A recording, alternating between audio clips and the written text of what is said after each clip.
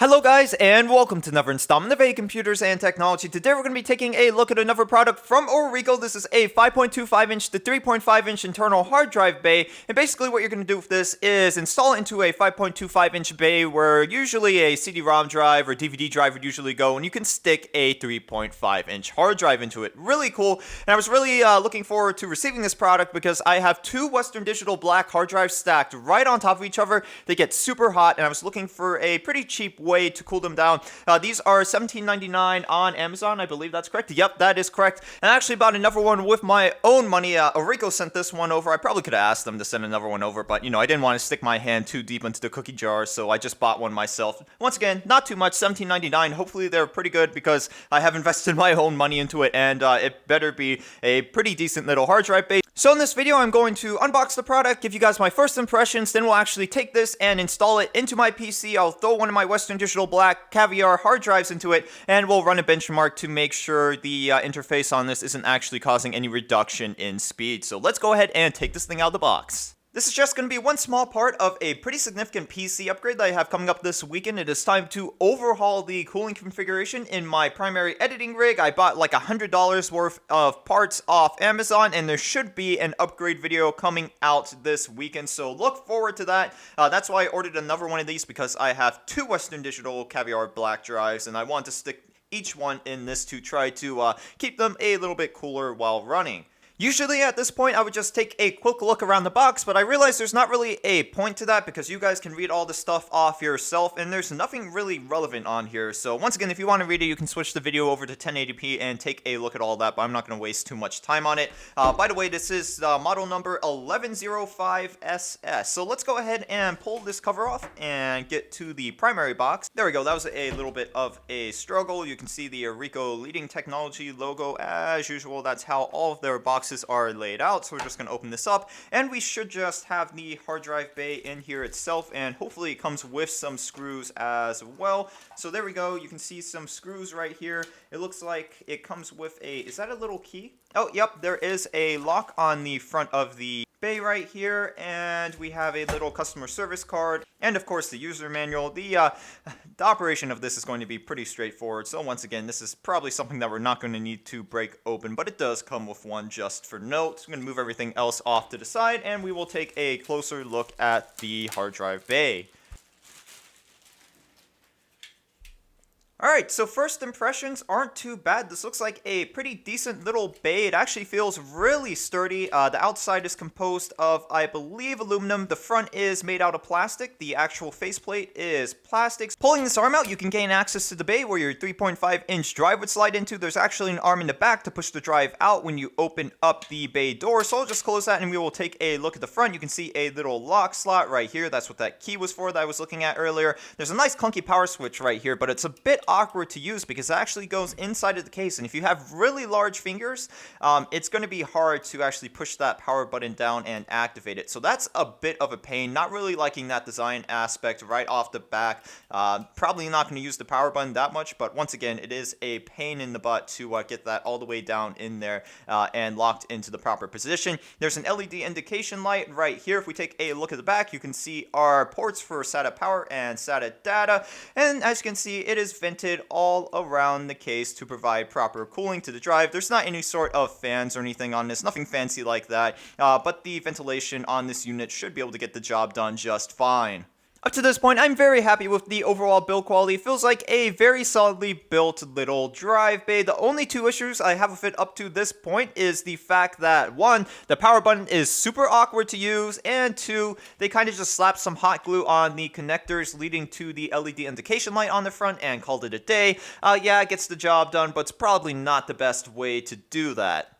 Now, at some point in the beginning of this video, I believe I said the outside metal part of this case was composed of aluminum. I believe it is actually composed of steel, because if I take this magnet, stick it on it, hey, look, magnetism. So that's definitely not aluminum. It's pretty heavy for its size, and I do believe that this outer casing is composed of steel. So yeah, very, very strong little enclosure.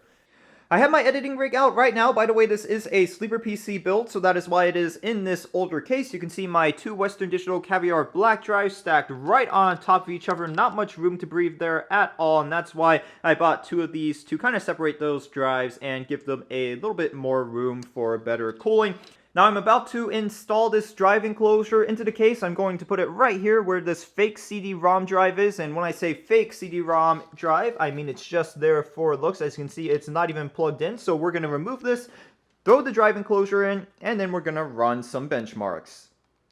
As you can see, I have removed that old CD-ROM drive, and I'm about to slide the drive enclosure right into this bay right here.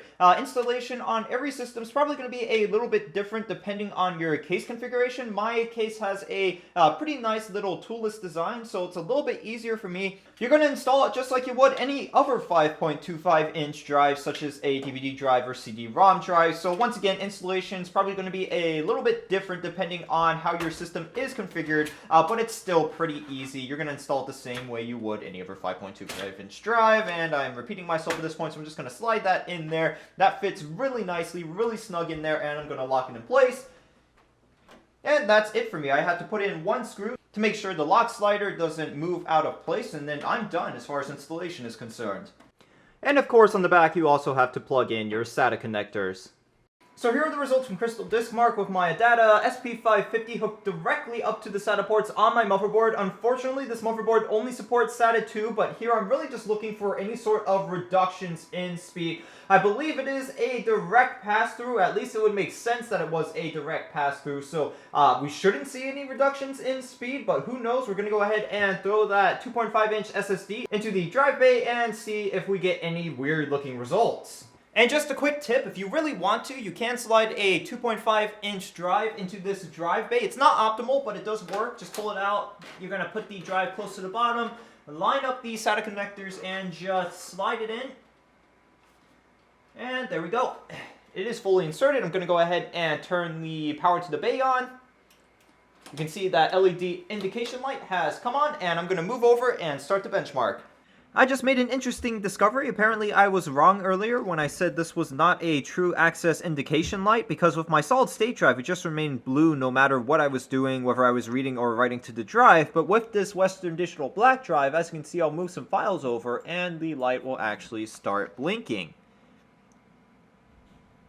There we go. So we are transferring files over right now, 17 gigs of video files, and the light has turned a solid pink. I believe it's pink because that blue light is still on and the red access indication light is consistently flashing, so that makes a color that looks similar to pink.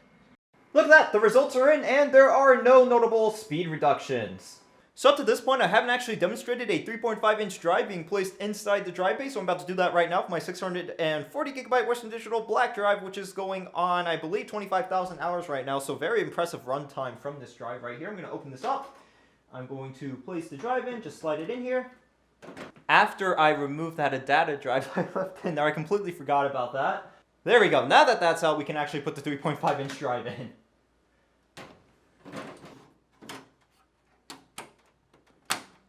So that went in without a problem. Let's just try locking it and make sure that actually works. There we go. That's not coming out anytime soon. This is a little loose right here, this little flap. If you push it down, it stays there, but sometimes it can like kind of pop out like that. That is a bit annoying, but nothing too big. So we're going to unlock it now and see if we can get that drive to pop back out. And that arm should push the drive right out towards us. There we go. Easy enough. So my Western Digital Caviar black drive is inside the drive bay right now. I've been letting the system run for a couple minutes just to see if there's any weird noises coming out of the drive bay, because obviously a traditional hard drive produces vibrations that a SSD does not. So I've just been sitting here, you know, looking out for any odd noises, and I haven't been able to hear anything. The system is still as loud as it usually is because these fans are pretty loud. But yeah, no weird noises coming out from the drive bay. And temperatures are much better with those two drives separated. The one in the drive bay is even running a little bit cooler than the one just sitting inside my case. Beforehand, when they were slapped together, the temperatures were sitting at around 45 degrees Celsius, and it was giving us a warning for our health status. Now sitting at 33, and it looks like our health status is good. Very happy with the results from that little upgrade. So that's going to be about it for this review. Overall, I was very happy with the drive bay. Quality was great. There's one or two quirks here and there, but overall, very tough little enclosure. There were no reductions in speed, so that's definitely a good thing as well. There's one or two things that I do want to mention right now that I kind of forgot to mention in the video. The first one is that yes, you can pull drives out while your system is still running. Just don't forget to turn the drive bay off first using that really awkward power button, and then pull the drive out. I wouldn't recommend pulling it out while the drive bay is still on. And two, and that's going to be about it for this video, guys. If you have any questions, comments, or concerns, you can post your comment in the comment section. Don't forget to drop a like on this video. If you didn't like this video, please tell me why. Don't forget to subscribe. If you want to support me, you can use my Amazon and eBay partner links, both of which will be in the description. You can also support me through Patreon, and of course, don't forget to drop a like on the Facebook page. Stay tuned this weekend because I have a really awesome video coming up where we are going to be putting a ton of upgrades into this PC. Really excited about that. Really looking forward to that. I cannot wait to get that video out. So once again, thanks for watching, guys, and we'll see you in the next installment of AA Computers and Technology.